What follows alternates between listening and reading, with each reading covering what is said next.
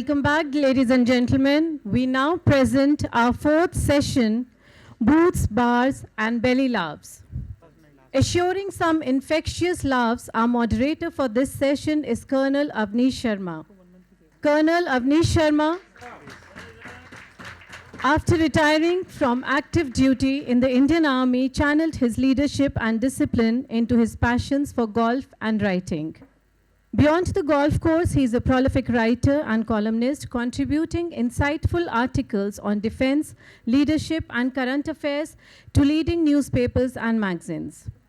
His military experiences lent a unique perspective to his writing, blending real-life anecdotes with thoughtful analysis. Known for his sharp wit and disciplined approach, he brings the same focus to his writing as he did to his military career. Please welcome Colonel Avnish Sharma.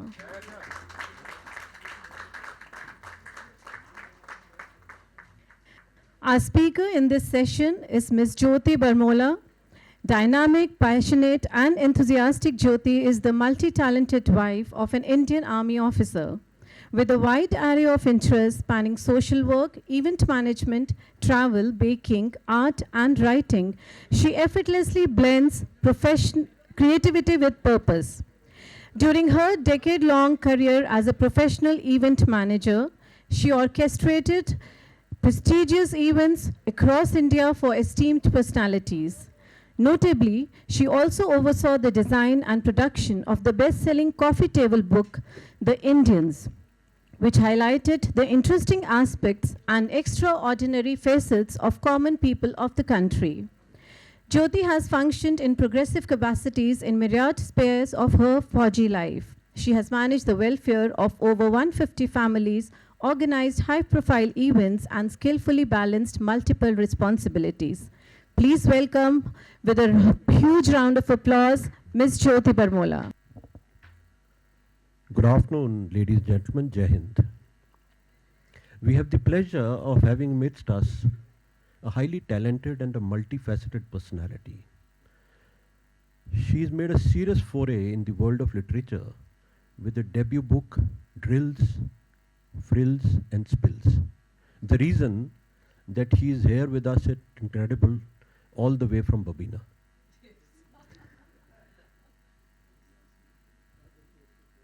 Please welcome Ms. Jyoti Barmola Mamgain.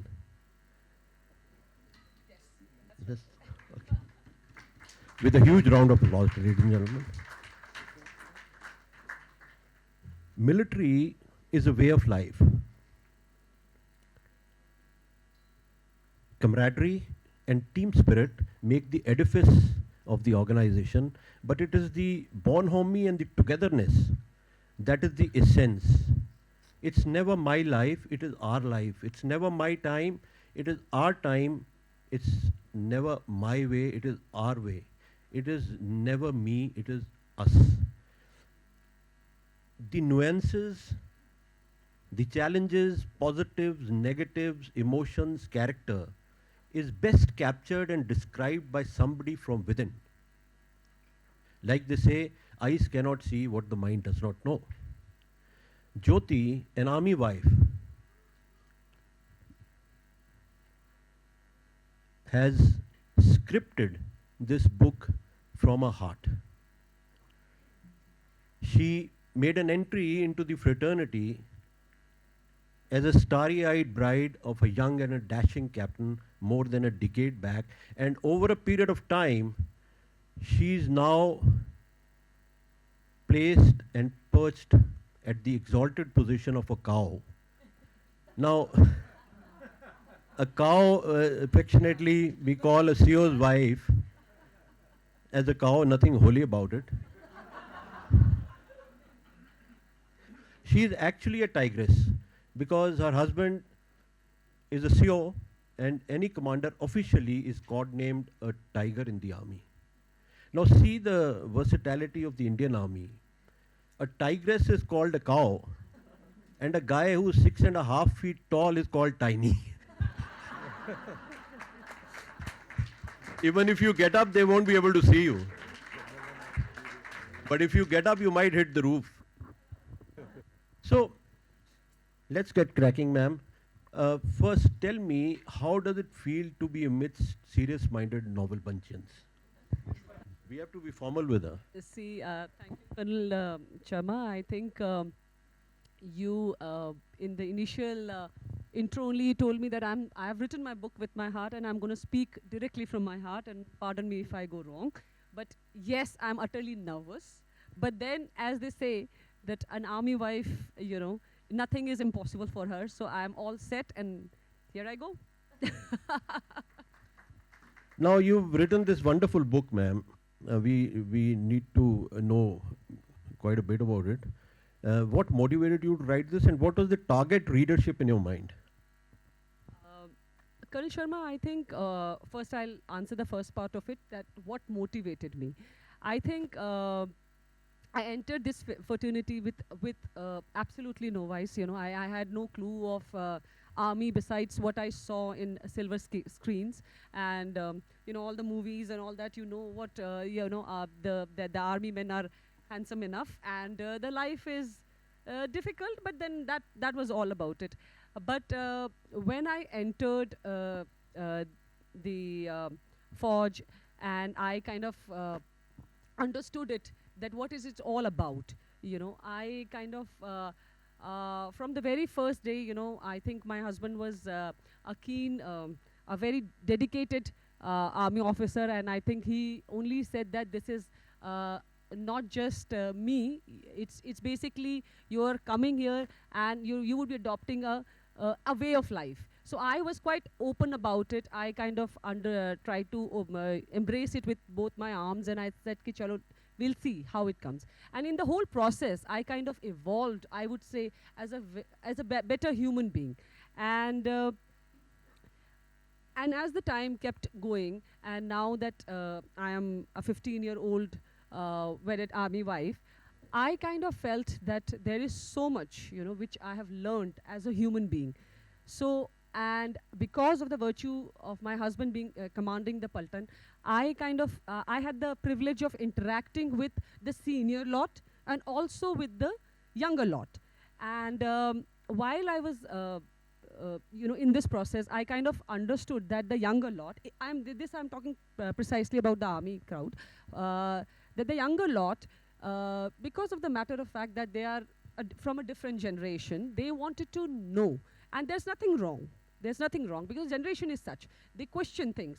They want to know that, the traditions, the rituals. When we just say that, when I came as a wedded wife, I was told that this is the army way of life, and we understood it. Maybe with the newer generation, they want to know the reasons, you see. They want to know that why, what is the point of when we say that you have to give housewarming parties, you have to you have to take Paltan along, as you said, that it is always we, it's never I. So they want to understand, why do we do that? We are working women. Most of the army wives now are working women. They want to know that why do we dedicate so much of time? What would I get? This is just a profession, you see. So I feel that here, I felt that we need to explain it to them with logic, with certain sort of explanation which kind of resonates with them. And also because I've kept the language little lighter, so that it kind of doesn't go as a gyan to them, but it kind of goes, it's made understood to them in simple language. So therefore my chapters actually start with a situation. It talks about the chaos it kind of creates. Say about, when I say that hosting parties or being ragged or being hosting, the course mates, and all that. So I kind of talk about the chaos, and then I kind of talk about the process, that what happens in the whole thing. And then it kind of culminates into a lesson.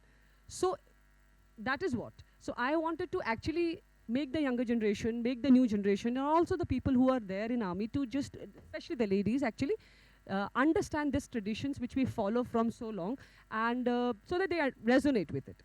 And also, it was just not a purely army book only for army people. Actually, through the narrative, I kind of talk about small things, like, my chapter only starts with this line that getting, I was from a civil background. I was working in Delhi. I had my own company, and everything was, as per the modern, society achievements I was doing as a 25, 26 years old. Uh, so I never thought that time that when I'll move out of a city like Delhi and go to hinterlands like Babina and Suratgarh and all, Lalgarh Jatta and all these places, getting a internet connection could also be a luxury. So I want to tell the civilian people that, and also the people, whoever is my are my readers, that happiness is always a matter of choice.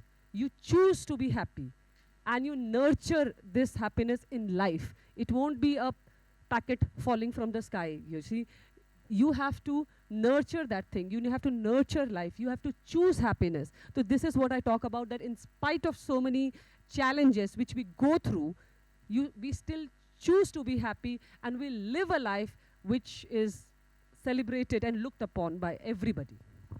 This is. Thank you. Now you come from a civil background, and to top it, you are a Delhiite. And that reminds me of a good old muhavra. Delhi की छोरी मथुरा की गाय करम जले जो बाहर जाए. No, it just came to my mind. Now, how did you and why did you choose a guy who's a Fauji, who has a glorified gypsy living? He'll take you all over the countryside but Delhi. And let me tell you, you're not alone. There is another Delhi girl here amidst us, but fortunately she's stopped looking at Delhi because she's now the co-founder of Novel Bunch. And she doesn't go there. Ask her husband. So tell me, why did you and how did you make this choice? So I think I'm not purely Delite, just to, add to that. I not at all. I am too much in love with Delhi. I'm still in love with Delhi, so I don't really mind calling myself a Delite. I think it is a place full of opportunities, and for a person like me who actually came from a small town, my parents stay in Haldwani. I'm a Pahadi by birth. But when I came to Delhi, I think there can't be any place like Delhi because it is a land which is full of opportunities. If you want to do anything, you have a platform and you can go work hard and you'll get the returns. So it happened personally with me, so I would vouch that. As far as my husband's story come in the picture, so I think that who won't agree that army officers or army personal's charm won't take a lady out of her this whole fascination of going along with somebody. So Comfort. So I think especially the simplicity, the true nature, what they are. I think that was a lot for me. I think everything else was a bonus. Good. So you are going to keep it shrouded in mystery, and doesn't matter. I think it sooner than later you will come out with it. Now, Indian Army, ma'am, is still seeped in British legacy, though we are Indianizing quite a bit. And but nevertheless, an army officer's wife was and remains a Mem Saab. How is it living Mem Saab image? Yes, I think by the virtue of you getting married to an army officer, the first day onwards, दो tag आपको मिल जाते हैं. एक aunty का, है ना, आप पूरे पलटन के बच्चों की आंटी बन जाते हो, चाहे आप 25 साल के खुद ही हो, which you really don't mind. I didn't mind. And Mem Sahab. So जब पहले people started calling you Mem Sahab, then you actually felt that it's like, suddenly वो movie याद आ जाती है लगान, and जहाँ मेम साहब बोला जा रहा है, it sounds like a fancy label. But let me tell you that during the course of all these years, as I was with my husband getting posted from one place to another, I realized that it was just not a fancy label. It was just not a British label that you're being just called Mem Sahab and you fancy about it. I think it came with a lot of responsibilities. It came with a lot of thing on your shoulder. Like, you see, and I realized it, and I was, I realized it. I think at every stage, because by the virtue of people calling you mem sahab, especially the other people rank, the other soldiers who are of other ranks, they and their wives, they call you mem sahab. I would like to narrate a small episode over here. I think I myself was quite young, and there was this soldier's wife who was 9th month pregnant, and she was in full bloom, and very unfortunately we got to know that she has lost her child. And it was 2 days. This was her third child. So I think probably, people from varied backgrounds come. We talk about Chandigarh, we talk about Delhi, we talk about big cities, but I think the kind of, all our soldiers, they come from all kinds of backgrounds. India is a vast country, and we know that there's a lot of things, with people with varied cultures and backgrounds come to the armed forces. So this family, probably in her it was 9th month only, and she lost her child, and she need to be cleaned. And that time my husband was the company commander. There was this company, he was the whole soul in charge of that, and he was not in the station. And neither was that lady's husband. And so the doctor called me, and then I got this whole situation in front of me, wherein this lady refused to get herself cleaned. You see, she was saying that they all are just making stories, and the baby is all fine, and I'm not gonna let anybody touch me. And they said कि आप आइए और आप अपनी family से बात करिए and उनको समझाइए, because it's getting harmful, and it's उसके सेहत के लिए खराब है. So I came there, and I kind of, the moment she saw me, so Mem Saab is like, army wife is just not like, wearing cotton saris and putting a bindi and resting her hair in, sunglasses. It came with a lot of responsibility, and I understood it that day more deeply. That I entered the OT, and she held me, and she cried her heart out. And she told me, these people are just taking my child away. What do I do? And I explained it to her. In spite the doctors being explaining it to her for all that while, I went to her, and I kind of, held her, and I told her that you need to do it. You need to get rid of it. This is not, and I spoke to her, and she agreed. And then I had to sign a paper wherein it said that, and my hands were shivering that time, and it said that this operation the surgery was very complicated, and it could be death on the bed and all that stuff. And I was myself very young. I had, and I kind of signed that, and that whole night I couldn't sleep. And later in the morning, when I got to know that everything is fine, I understood the power, the aura of being an army wife, of being a Mem Sahab. I understood that my lines were patthar ki lakeer for her. She knew that even if doctor jo bhi bol rahe hain, agar Mem Sahab ne bol diya, ya for that matter unke Sahab ne bol diya, it's done. So that is the responsibility we have as army wives, and I've talked about it in the book. Great. Yeah, this is just one of the examples, but there are examples almost every day where you have to perform multifarious tasks despite being a Mem Sahab, exalted Mem Sahab. Now, you see, I've gone through your book. There are interesting journey of yours, and the way you adapted to it so well. And I must compliment you, and I would recommend that everybody goes through that book. Once you start reading it, you won't put it aside. It's not too long, and I started off in the evening when I got it, and by the morning I told her, I said, you are through. Now, the question which comes to my mind, the TRP of a Fauji in matrimonial circles is fluctuates a lot. Something like Indian cricket and Bombay Stock Exchange. But at the end of the day, they come right on top. And I was very happy to hear one of the previous speakers, that fitness expert. She finally got married with whoever, and she went into depression. And not because of the marriage, but I think it was something else. but then you tend to actually ignore the right reason.